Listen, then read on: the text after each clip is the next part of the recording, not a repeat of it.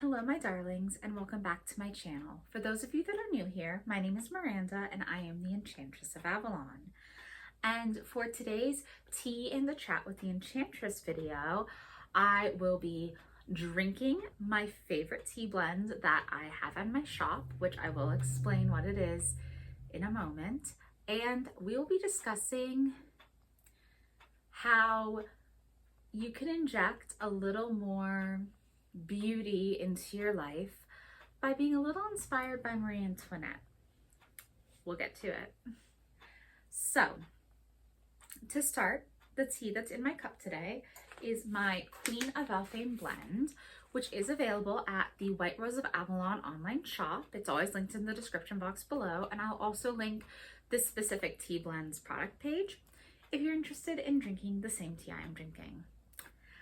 And yeah, as I mentioned, it is my favorite blends that I carry. Yes, I do play favorites of the 7 blends that I make for my shop. I love the Queen of Elfame best. It really is the one for the fairy lover, anyone who loves the fae, and anyone who wants to feel a bit royal, hence why it's called Queen of Elfame. It is an enchanting blend of elderflower, elderberries, hawthorn leaf and flower, hawthorn berries, and red rose petals. It is just decadent and delectable, and I have a friend joining me apparently. This is my cat Harlow. She decided to join in the video. Do you want to help me promote Queen of Elfame tea? I don't know how long she'll stick around, but I'm definitely keeping this in the video, so enjoy her while she's back there. And if you're not an herbal tea person, because I only have enchanted herbal tea blends at my shop, I also do offer tarot reading services, and I actually have an unprecedented special right now because I've never done a special before at White Rose of Avalon, but I decided for Valentine's Day, I would do a month-long special that is a Valentine's Day themed tarot reading. It is a Celtic cross spread with an oracle card pull to tie everything together. So you get an extra depth of insight with that oracle card pull. And the product page, which I will also link in the description box below, explains exactly how that service works. So yeah, if you're interested in some insight into a current relationship, your passions, or even, and probably most importantly, self-love, that is an ideal choice. But all of my other tarot readings are still available, of course. And that's about it for my shop. And then other than that, I of course also do have a Patreon, Avalon Rose Fairy Mysteries. If you want even more content, I post meditations, I post some other videos, I do exclusive blog posts that are Patreon only, and I also do tarot readings for my Owl tier and Raven tier members. You get monthly new moon tarot readings. So if you wanted to have consistent readings over the course of the year, that's a really great way to support me and get some bonus content for yourself. Now that we're through all of my little updates at the beginning of the video, let's get into Marie Antoinette. So I like props, number one, and number two, I like to recommend things. So I have a couple of books and a couple of movies that I will be touching on as we're discussing Marie Antoinette and how she could fit into the fairy lifestyle and just how you can be inspired by her life and her court in the way you live yours. Okay, that is the perfect temperature. I was a little worried I let it get too cold, but no, it's great temperature. And again, so delicious, and it does make you feel the energy of the fairy queens all around you. So I'm going to start with a book in my discussion here, and that is my favorite book on Marie Antoinette, actually. It's called Queen of Fashion, What Marie Antoinette Wore to the Revolution, and it's by Caroline Weber. This book I first read when I was in college and fell absolutely in love with it. I apologize for the little jump cut there, which I'm sure you probably saw. I do have someone working on the heating system in my apartment right now, so there was some noise that I wanted to not have in the video. But yes, as I was saying, I first read this book in college and was utterly enchanted by the way this examined the life of Marie Antoinette. Her life is examined through how she clothed herself, because clothes and fashion were, yes, a huge part of her life and her legacy, but it's also politically astute for her to have learned how to dress. Learning to dress when she was a child allowed her to prepare to be Queen of France one day. And she continued to use that knowledge and that acumen to present herself in the way she wanted to be perceived. And also would go on to rely on clothes to help deal with any sort of struggles she was having, which is why we see the biggest spending in her life to be surrounded by the most difficult times in her life. So we have her spending a lot when her marriage was unconsummated and she was anxious over, can I be queen? Is this something that's in the cards for me? Will I have my marriage annulled? Will I ever provide an heir to the throne? And also sexually frustrated too, because her marriage was unconsummated and she wanted to consummate her marriage. So we see her lessening up on that hold, though, of overspending when she does, in fact, have her first child. And that's actually my favorite period of her life. I've always loved Marie Antoinette, loved her life. I'm a very hyper feminine woman. I always have been hyper feminine. So I love the clothes and the pretty things. Of course, they're beautiful. But I always like beauty with nature, you know? So I don't want to necessarily have beauty that's just completely fake. So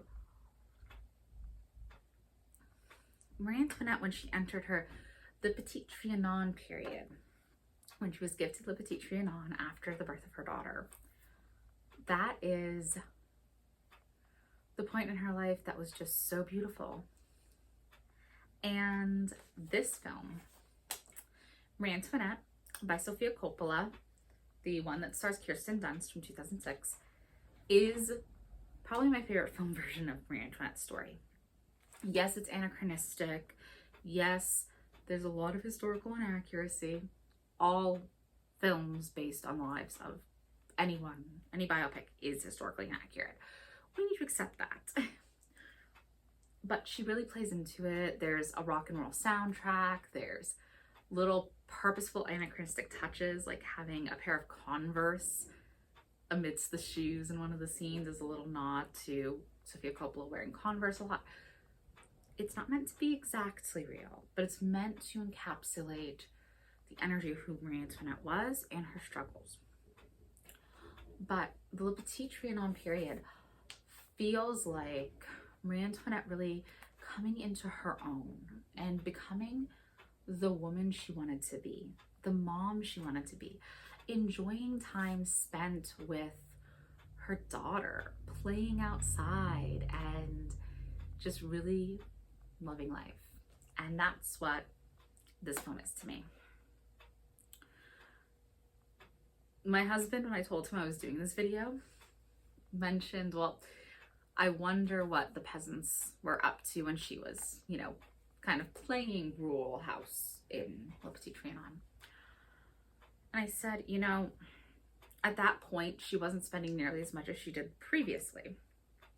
And a lot of the blame placed upon her is kind of unfairly exaggerated. I think that, yes, they could have handled it better, and certainly what was happening to the peasantry was revolting, and there was a reason that they had a revolution and they needed one. But I think those issues actually began during the reign of Louis XV, not Louis XVI and Marie Antoinette. They inherited a throne that was already very precarious. They had not yet consummated their marriage or born an heir. They were only in their late teens when they inherited the throne, and they were very ill prepared. Louis XV didn't really know how to rule a country. He didn't listen to the guidance of Louis XIV, his grandfather, or was it actually great-grandfather? I'm trying to think. But Louis XIV had given him a written list of recommendations going forward when Louis XIV was dying. Louis XV hadn't taken these recommendations and didn't really know what he was doing. And he lived a very fun and very libidinous lifestyle. But because of this, he couldn't properly prepare his grandson and the future last queen of France to rule properly. And this led to, some out-of-touch behavior. Partially Marie Antoinette out-of-touch behavior because she was fearful of her place on the throne. Partially sexual frustration, partially not knowing better. She knew how to look the part and embody the part of being a queen, but she didn't know how to. I apologize for another jump cut. Again, there are noises going on around me, but I need to get this video recorded if I want to get it out to you guys on Monday. I apologize again. In any case, she didn't know what to do to really run a country. She knew how to, be an ideal queen, how to present herself shrewdly, how to be a gracious hostess. But when it came to other things that ended up being crucial matters, she didn't know as much. And also, she was largely made to feel not at home in the court of France, and that is going to, by extension, create a lot of tension for anyone. So yeah, she rebelled, including going to the masquerade where she wasn't supposed to and stuff. Super fun. Not responsible, but she was very young. When she did grow into her own, when she was in her 20s, and so she knew more how to handle herself. But they were also given not great advice by Louis's advisors. Marie Antoinette tried. I mean, there's even a scene in this movie of her when she's at Le Petit Trianon, sitting in this beautiful field of flowers, reading with her ladies and reading Rousseau. So she did try to understand, and she was originally very empathetic, but the people of France at the court, a lot of them didn't like or accept her, and she was having horrible political cartoons written about her all the time. So I think eventually it left her a little less than sympathetic. But yeah, she is quite an interesting figure and an often misunderstood figure, and I love an often misunderstood figure. So I think we can use Le Petit Trianon period especially for all of its cottagecore before cottagecore was a thing energy. It feels very fairy to me to be living in this little rural paradise, tending to the animals and picking flowers and baking and being with her ladies, and oh my gosh, the beautiful white dresses. That is like, yeah, I'd like to live in that. And I think we can be inspired. We can wear pretty white muslin dresses of similar cut, because they weren't the crazy costumey dresses that they would wear at court. Le Petit Trianon was a paradise away from court.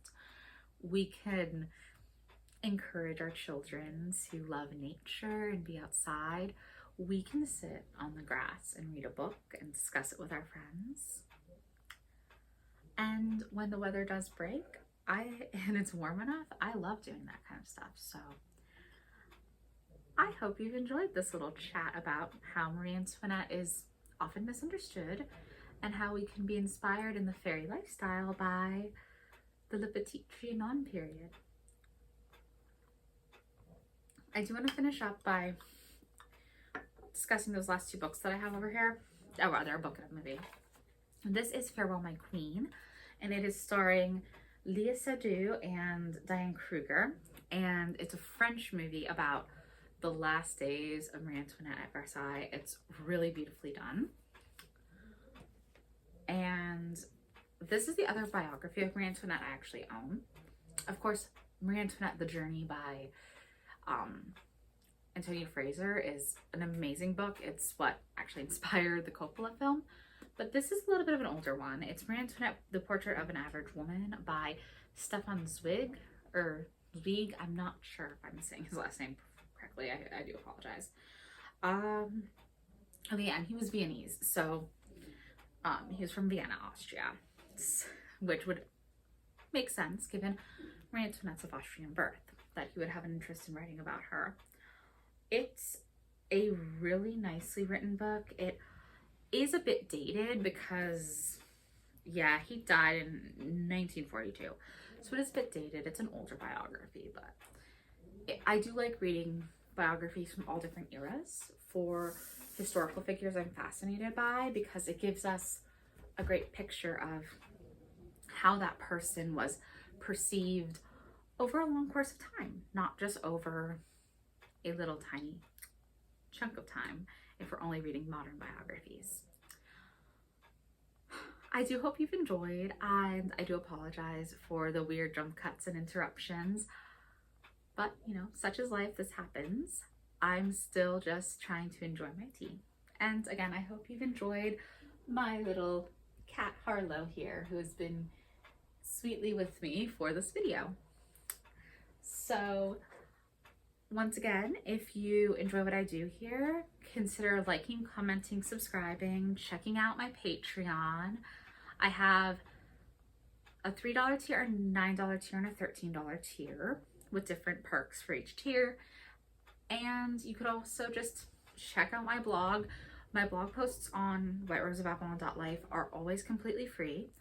And then my tarot reading services and my herbal teas are for sale. So I hope that you have a wonderful week and that you've had a very nice Imbolc and a wonderful Lunar New Year. We are in the year of the snake. So thank you so much if you made it to the end of the video. I really do appreciate you. Have a very wonderful day now. Bye.